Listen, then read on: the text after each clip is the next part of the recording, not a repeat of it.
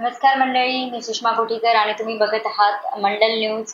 आज मी आलेली आहे अनुज शामू सारवान याच्या घरी आणि महाराष्ट्र राज्य कुस्तीगीर संघ वरिष्ठ ग्रीको रोमन राज्यस्तरीय अजिंक्यपद कुस्ती स्पर्धा 23-24 जी भगूर नाशिक येथे घेण्यात आलेली होती. त्या स्पर्धेमध्ये त्याने 63 किलो वजन गटामध्ये प्रथम क्रमांक पटकावलेला आहे. ही खरोखर संपूर्ण अमरावतीकरांसाठी खूप अभिमानाची गोष्ट आहे. हनुमान व्यायाम प्रसारक मंडळामध्ये शिकणारा हा विद्यार्थी खरंच या पदापर्यंत आज पोहोचला आहे. निश्चितच तो पुढे सुद्धा जाईल आणि त्याचा हा जो जीवन प्रवास आहे तो जीवन प्रवास जाणून घेण्यासाठी आज मंडल टीम पोहोचली आहे त्याच्या घरी. त्याचं घर हे औरंगपुऱ्यामध्ये जोडमोट हे जी वस्ती आहे त्या वस्तीमध्ये तो राहतो आहे. त्याचे वडील हे साफसफाईचं काम करतात आणि साफसफाईचं काम करत असताना दोन्ही मुलांना त्यांनी कुस्तीमध्ये पुढे घेऊन गेलेले आहेत ते आपल्या मुलांना. तर त्याच्याकडूनच आपण जाणून घेऊया की कसा त्याच्या जीवनाचा हा प्रवास एका कुस्तीपटूपर्यंत झालेला आहे. तर सर्वप्रथम तुम्हा सर्वांचं हार्दिक स्वागत आमच्या मंडल न्यूजमध्ये. माझ्यासोबत आहेत अनुजचे वडील शामू सारवान, अनुजचे कोच संजयजी तिरतकर सर आणि अनुजचा मोठा भाऊ निखिल आणि अनुज स्वतः आपल्यासोबत आहे. त्यांची मातृभाषा हिंदी असल्यामुळे आपण त्यांच्यासोबत हिंदीमधून संवाद साधूयात. तिरतकर सर आहेत माझ्यासोबत जे त्याचे कोच आहेत, ते सुद्धा त्याचा जीवन प्रवास आपल्यासोबत शेअर करणार आहेत आणि त्यांचे अनुभव सुद्धा. तर आपण आता अनुजकडे जाऊया, अनुजकडून जाणून घेऊया कि कौन सी एज से आपने कुश्ती स्टार्ट की थी? मैम मैं तो 10-11 साल का था तभी सर के पास। हाँ. 10-11 साल का था तभी मेरे को पापा ने यहाँ पे लेके गए थे एचपीएम में देखने के लिए। तो कुश्ती पसंद आ गई थी तो वहाँ पे सर भी थे, प्रैक्टिस ले रहे थे। अच्छा. यानी बैठे ही थे तो वहाँ पे जाके बस बात की कि कल से आऊँगा, तो वहीं से थोड़ा बहुत करके आज ये लेवल पे। तो ये कुश्ती में आपकी इंस्पिरेशन कौन है? अब जैसे कि मैं बड़े बड़े पहलवानों को देखता था वीडियो, ये जैसे कि यूट्यूब पे, तो उसके पहले दंगल देखता था। दंगल में कैसे लड़ाई जाती कुश्ती, ये वे छोटे छोटे दंगल खेलती। फिर मैट का पता चला हमको सर के पास, थोड़ा वहाँ पे नॉलेज मिला। फिर स्कूल टूर्नामेंट लड़ते लड़ते फिर बाहर के पहलवान देखते वो कैसा दिमाग में कैसे कुश्ती कुश्ती आ गई। वहाँ से कंपटीशन खेलना चालू हो गया। तो ये जब आपने कुश्ती खेलना स्टार्ट किया तब आप कौन सी क्लास में थे? मैं था होगा 6वीं में। कौन से स्कूल में पढ़ते थे वो टाइम? मैं तो रामकृष्ण में पढ़ता था। रामकृष्ण में, मतलब हनुमान मैम के प्रसारक मंडल के स्कूल में पढ़ते थे। तो आपके भाई भी कुश्ती पहलवान है, तो वो भी अच्छा था। पहले वो बने या पहले आप बने? मेडल तो इसके पहले आए। हाँ. मेडल तो इसके पहले आए, स्कूल नेशनल में मेडल आए। तो भाई की तरफ देख के कभी इच्छा नहीं हुई कुश्ती खेलने की? नहीं, साथ में चालू किए थे। जैसे साथ में चालू किया? हाँ, साथ में चालू किए थे। तो भाई के पहले मेडल आए, फिर बाद में जैसे कि मुझे लगा कि अब मैं नहीं ले पा रहा मेडल, मैंने बहुत हार जाता था। अच्छा. जिले में हार जाता था। तो जैसे फिर हम बड़े बड़े पहलवान थे हमारे अखाड़े में, जैसे कि और भी हमारे सीनियर, उनसे कभी कभी मार खाता था टेक्निक प्रैक्टिस के कारण। टेक्निक ठीक से नहीं हो रही, थोड़ी डांट पीट करके। तो आज फिर धीरे धीरे वो चीज़ों पे काम करते करते यहाँ तक के पहुँच गए। अभी कौन सी क्लास में हो? 12वीं के पेपर दिए। अभी जस्ट 12वीं के पेपर? हाँ, 12वीं के पेपर दिए। तो अभी आप ये सीनियर ग्रुप में खेल रहे हो कुश्ती? हाँ। तो जैसे कि अभी ये तो जैसे कि मैं तो अभी जूनियर का हूँ। हाँ. इस साल ही मेरा जूनियर खत्म हुआ। अच्छा. तो कुछ इंजरी के चलते मैं अभी हार गया, फाइनल में हार गया। मामा साहेब मोड़ में, पुणे मामा साहेब मोड़ में कुश्ती थी। अच्छा. तो फाइनल में हार गया वहाँ पे, चौथे राउंड में फाइनल हार गया। तो फिर जैसे कि और तैयारी करा, जो कमी थी वो पूरी करा। फिर वहाँ पे फिर और अच्छी टफ कुश्ती मेरी अभी नासिक में, तो सबको हरा दिया। 4 तो कुश्तियाँ। क्या कमियां क्या थी आप में वो टाइम में? जैसे पावर की कमी। अब 12वीं के पेपर चालू थे तो 12वीं के पेपर पे भी ध्यान था। फिर बाद में वो मेरे को पता चला कि बीच में ही पता चला कि वहाँ पे जूनियर नेशनल की ट्रायल हो रही है। तो फिर मैं वहाँ पे गया, ट्रायल दिया। तो फिर पता चला कि अपने में पावर कम है। अब सोच के रखा था कि अभी ये तो नहीं हुआ, तो फिर इसके बाद में गिरको अधिवेशन आ रहा, फिर उसमें खेलना है। तो उसके हिसाब से तैयारी करके, जैसे कि जो जो कमी थी वो कमी को पूरी करके फिर वहाँ पे लड़ा, तो अभी मेडल आ गया गोल्ड। आज तक कौन कौन से कंपटीशन खेले आप? आज तक के मैं जूनियर रैंकिंग खेला हूँ, कैडेट नेशनल खेला हूँ, स्कूल नेशनल खेला हूँ। स्कूल नेशनल में गोल्ड है, और अभी ये कंपटीशन खेला हूँ। वैसे तो मैंने बहुत लोकल कंपटीशन खेले हैं, तो वही बस चल रहा है अभी। आज तक का तुम्हारी लाइफ का सबसे मेमोरेबल कंपटीशन कौन सा है? अभी स्कूल नेशनल है, अभी का जो ये अभी ये जो वरिष्ठ ग्रीको, ये तुम्हारी लाइफ का? नहीं, इसके पहले नेशनल वाला? नेशनल का क्यों रहा वो मेमोरेबल आपके? जैसे कि वहाँ पे जाके फिर पता चला, जैसे कि लड़के इंडिया के कॉस्ट्यूम पहन के आ रहे थे। हाँ। अब वेट देते टाइम सब लाइन में थे, तो सब जैसे कि हमारे वेट के सब लाइन में ही थे। हाँ। तो फिर लगता था कि साला ये तो बहुत बड़ा है, बहुत बड़ा पहलवान दिख रहा है, नहीं क्या? तो फिर ऐसा लगता था, और फिर जैसे कि लगता था कि अब तो कुछ नहीं हो सकता, अब तो हार ही जाऊंगा, डर लग रहा था। मतलब मॉरल थोड़ा सा डाउन हो गया था? हाँ, डाउन हो गया था, अपनी तो कुछ तैयारी नहीं है। फिर जैसे फिर मैट पे पहली कुश्ती हुई तो भी बहुत डर लग रहा था, ये अब तो हार गया। कर्नाटक वाले से पहली कुश्ती थी, उसको फॉल मारा, हरा दिया उसको 8-0 से। हाँ। फिर जैसे कि और आगे कुश्ती मेरी, तो वो लड़का जैसे कि एसआई में प्रैक्टिस करता था, तो मेरा दोस्त ही था। कभी जैसे कि फिर दोस्त था, तो फिर वो भी तब भी लग रहा था क्वार्टर फाइनल की कुश्ती थी कि हार जाऊंगा, तो उसको भी हरा दिया। फिर थोड़ा हौसला नहीं क्या बुलंद हुआ थोड़ा कि नहीं मेडल ले सकते सेमीफाइनल में। अच्छा। उसको भी वन साइड हराया, 8-0 करा, और फाइनल की कुश्ती भी 8-0 करा।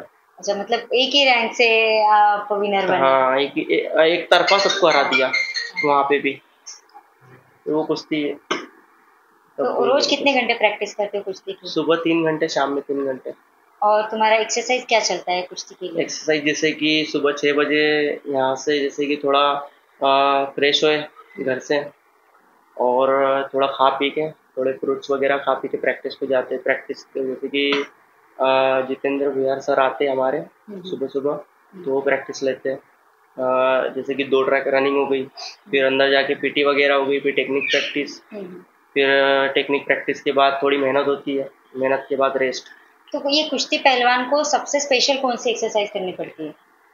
स्पेशल तो कुछ नहीं, जैसे कि अभी अपने अपने वर्क पे जो इंसान, जैसे कि जो लड़के में जो कमी हो उस हिसाब से सर जैसे कि वो करते हैं। वो मैंने सुना है कि पहलवान लोग वो सपाटे वगैरह भी मारते हैं, तो क्या होता है ये सपाटे क्या होता है? सपाटे वगैरह तो जैसे कि जोर के, जैसे कि लड़क पिड़क हो गई, हाँ। उसके बाद में जो स्टेमिना बनाने के लिए जो चीज रहती है वो सपाटे रहती है। देखो, आपने इतने सारे मैचेस खेले हैं, तो मुझे बताइए कि सामने वाला प्लेयर है कमजोर है, उसकी कमजोरी कैसे ढूंढते हो आप? उसकी कमजोरी जैसे कि अभी उसकी कुश्ती देख के। हाँ। अब उसकी कुश्ती जैसे कि अब मेरे को पता चल गया कि मेरे पूल में करके वो लड़का है और वो अच्छा लड़का है, तो उसकी ये देखते, कुश्ती देखते क्या क्या अटैक करता है, कैसा डिफेंस करता है, उस हिसाब से अपन फिर अपने दिमाग में रख के वो कुश्ती करते हैं उसके साथ में आगे वाली। हाँ, जैसे कि अब मेरे को पता है कि मेरे वेट में ये लड़का है, तो उसकी रात में कुश्ती देख लूँ। अच्छा। रात में कुश्ती देख लूँ, फिर सुबह उसके साथ जैसे हमने दंगल मूवी में देखा था कि वो आमिर खान उनकी बेटियों को कुश्ती के वीडियोस दिखाते, तो आप भी उसी टाइप का करते हैं? उसी टाइप का। तो जैसे हम फिल्म में देखते हैं वैसे रियल लाइफ में भी होता है? हाँ, पापा ने वैसी पहलवानी कराई है। पापा ने फिर सुबह जैसे कि सुबह 5 बजे से उठा के खुद ही हम दोनों भाइयों को मतलब आप भी गाना गाओगे बापू सेहत के लिए? पहले थे पहले तो थे, पहले लगता था ऐसा। अच्छा, पहले लगता। तो आज कैसे लगता है जब आपके पापा ने आपको? प्राउड फील होता है जरा, नहीं क्या, क्योंकि साफ सफाई का, मेरे मम्मी पापा दोनों साफ सफाई का काम करते हैं, तो थोड़ा दिक्कत होती है नहीं कि दोनों भाइयों को एडजस्ट करने के लिए। खाना पीना हो गया, डाइट में क्या क्या लेते हो आप? डाइट में जैसे कि अभी तो ठंडाई पी लेते हैं। ठंडाई क्या होता है? ठंडाई बादाम का जूस टाइप रहता है वो। हाँ। बादाम का रस। कितने बादाम लगते हैं उसके लिए एक दिन? हमको 200 बादाम, 200 ग्राम बादाम? 200 बादाम लगती है, गिन के बादाम? अच्छा, गिन के बादाम के 200 बीज? हाँ, उसको फिर कैसे बनाना हो? उसको जैसे कि उसमें 100 बादाम अभी सुबह ले लिए प्रैक्टिस के बाद, उसको उसमें फिर जैसे कि धनिया, सूखा धनिया नहीं आता है वो? हाँ। वो इलायची और मगज भी, और बहुत सारी चीजें रहती है वो, तो वो मिक्स करके मिक्सर में पीस के बारीक करके, फिर बाद में सब पाउडर जो बनता है ना, उसको छान लेने का, तो उसमें थोड़ी शक्कर डाल के, थोड़ा नमक डाल के वो पीने का, तो उसको ठंडाई बोलते हैं। हाँ। बघा, एक नवीन शब्द ऐकायला मिळाला मला की पहलवान लोक जे ड्रिंक पितात, हेल्थ ड्रिंक म्हणू त्याला आपण, त्यांचं एनर्जी ड्रिंक म्हणूया, त्याला म्हटलं जातं थंडाई, आणि ती कशा प्रकारची बनते ते अनुजने आपल्याला सांगितलेलं आहे। तो ये सब जो इंग्रेडिएंट्स है उसको भिगो के लेते हैं कि ड्राई लेते हैं? ड्राई लेते हैं, जैसे कि मिक्सर में डाल लिए ना, तो उसको पीस देते हैं पानी के साथ। अच्छा। जैसे कोई भी अपन मसाला रहता है, जिसको मसाला रहता है वैसे पीस लेते हैं, फिर बाद में छन्नी टाइप का, जैसे कि कपड़ा ले लिए, कोई दस्ती पिस्ती ले लिए, उससे निचोड़ लेते हैं उसको, पानी निकाल लेते हैं उसका, फिर उसमें थोड़ा शक्कर विक्कर डाल के उसको पी लेते हैं। इसके अलावा और क्या डाइट होता है? उसके अलावा फिर हमारे अंडे रहते हैं, कुछ घर में नाश्ता रह गया तो वो रहता है। कितने एग्स खाते हो आप दिन में? मैं तो 6-7 खा लेता हूँ। दिन में बोले तो सुबह के टाइम में खाता हूँ, बस फिर बाद में वो डाइट लेनी पड़ती है। तो वो बॉइल्ड एग्स रहते हैं कि रॉ एग रहते हैं? बॉइल। Boiled egg. हाँ, बॉइल लेते हैं। तो ये सब डाइट का इम्पोर्टेंस जितना आपके लिए है, तो आप अभी एक प्लेयर हो, तो आपके जैसे जो युवा लोग हैं उनके लिए ये डाइट क्या मैटर करता है? उनके लिए भी ये तो जैसे कि नेचुरल है, कोई साइड इफेक्ट नहीं है ये चीज़ के, ये डाइट के कोई भी ले सकता है, जो भी स्पोर्ट करता होगा, जो स्पोर्ट करता है या फिर नहीं भी करता वो भी ले सकता है ये डाइट को। आपके भाई भी प्लेयर है, तो इनसे आपने क्या सीखा? इनसे यही सीखा। अब इसका गेम जो गेम था इसका काउंटर अटैक करता था ये कुश्ती करते टाइम। ये क्या होता है काउंटर अटैक? क्या होता है? काउंटर अटैक बोलते जो आगे वाला अटैक करता है, आगे वाला जब अटैक करता है उसके अटैक को रोक के फिर अपना अटैक करना और उसमें पॉइंट लेना, वो इसको अच्छा जाता है। तो उस हिसाब से ये करता था। तो इनकी खासियत काउंटर अटैक की, तो आपकी खासियत क्या है? आपके गेम की क्या खासियत है? मैं भी काउंटर ही करता।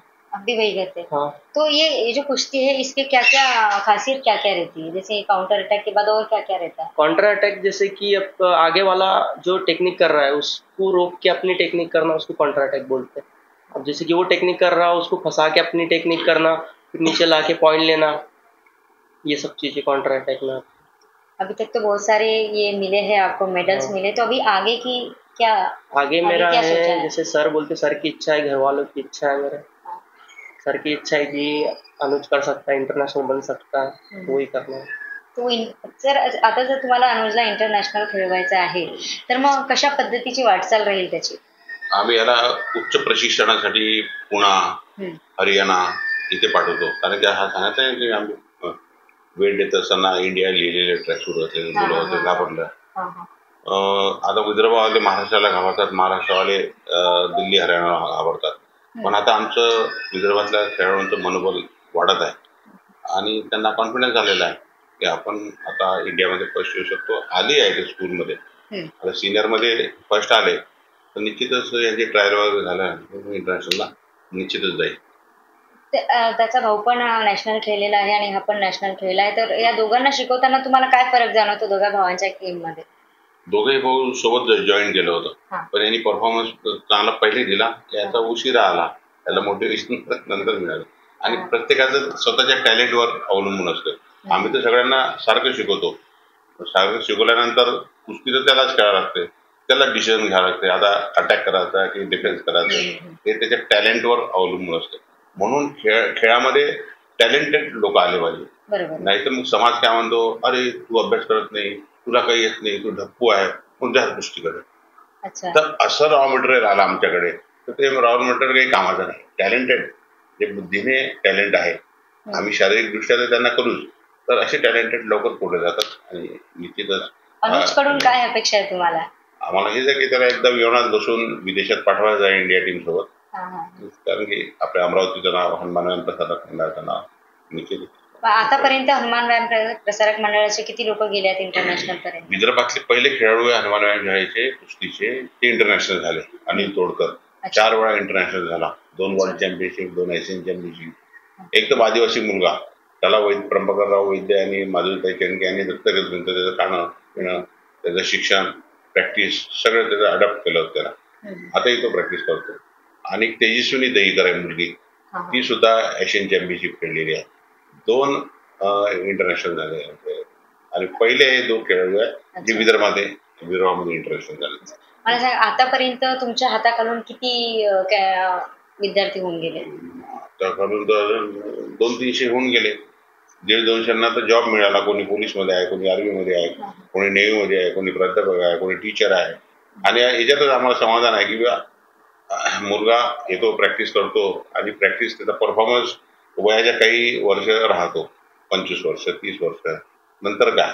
म्हणून आम्ही त्याला एज्युकेशनची जोड देतो. त्याला एज्युकेशन असलं तर निश्चित तो आपल्या पायावर उभा राहतो. यांनी हे जे मेडल मिळवलेले असतात तर यांना सरकारी नोकरीमध्ये कशा पद्धतीचं आरक्षण आहे? आता 5% आरक्षण केलेलं आहे गव्हर्नमेंटने, भारत सरकारने केलं आहे, महाराष्ट्र शासनाने केलेलं आहे. आमचे 3 खेळाडू डायरेक्ट DYSP झालेले आहेत. नरसिंह यादव आहे, राहुल आवारे आहे आणि विजय चौधरी आहे. हे विजय चौधरी 3 वेळा महाराष्ट्र केसरी झाला. देवेंद्र फडणवीस यांनी डायरेक्ट त्याला DYSP केलं. राहुल आवारे इंटरनॅशनल आहे, त्याला डायरेक्ट DYSP केलं. नरसिंह यादव ऑलिम्पियन आहे, त्याला डायरेक्ट DYSP केलं. तर DYSP व्हायसाठी MPSC परीक्षा 12-12, 18 तास अभ्यास करा आणि मग जशी त्या परीक्षेसाठी जसं 18 तास अभ्यास करावा लागतो तसं ही पण कुस्तीची परीक्षा देण्यासाठी यांना खूप स्ट्रगल करावं लागतं. शासन निश्चितच पाठीशी अकॅडमीच्या. तर ही जी स्पर्धा झाली आहे ते महाराष्ट्र राज्य कुस्तीगीरची, तर याच्यामध्ये HUPM चे किती विद्यार्थी सहभागी झाले होते? आता ह्या स्पर्धा सुरूच असतात. ज्युनियरच्या असतात, सब ज्युनियरच्या असतात, सिनियरच्या असतात, महिलांच्या असतात. जशा स्पर्धा होतात तसे आम्ही खेळाडू पाठवतो स्पर्धेकरता. अब मैं आता निखिल कड़े येना रहे. निखिल, आप बताइए कि आप अपने छोटे भाई को क्या गाइडेंस करते हैं? ये गाइडेंस करता हूँ कि और अच्छा खेले. अभी जैसा उसने मेडल लाया है और भी ऊपर जाए, और भी नेशनल में मेडल आए इसकी, इंटरनेशनल में जैसे सर ने बताया. जैसे सर पापा की इच्छा है कि इंटरनेशनल खेले, इंटरनेशनल में मेडल आए, वैसे मैं भी इसको. अभी आप क्या करते हो? मेरा अभी फाइनल ईयर चल रहा है, ग्रेजुएशन कर रहा हूँ BA से. हाँ. तो इसी कारण अभी बस एक टाइम प्रैक्टिस कर रहा हूँ. अच्छा, पढ़ाई पर भी थोड़ा. राइट. जैसे सर ने बोला है कि अगर जॉब करना है आगे चल के तो पढ़ाई पर ध्यान भी देना चाहिए. तो आपकी लाइफ का एम क्या है? लाइफ का जैसे कि अभी समझा नहीं. आपने क्या सोचा अपने लाइफ के बारे में? क्या सोचा? मैंने ग्रेजुएशन कंप्लीट करने के बाद जो मुझे परफॉर्मेंस मिला है, जैसे नेशनल में गोल्ड्स वगैरह मिले मुझे, तो उसी हिसाब से ग्रेजुएशन कंप्लीट करने के बाद मैं रेलवे में ट्राई करने लगा. अच्छा, रेलवे में ट्राई करना. कभी आपने इंटरनेशनल के लिए ट्राई क्यों नहीं किया? हुआ था. जैसे स्कूल में हमारे इसमें स्कूल में अगर गोल्ड मेडल लेते हैं तो world school university world school होता है, तो वो शायद लॉकडाउन के कारण कैंसिल हो गया था. अगर तब हो जाता तो मुझे गोल्ड ही था और मेरा सीधा टूर था. तो उसी कारण कैंसिल हो गया.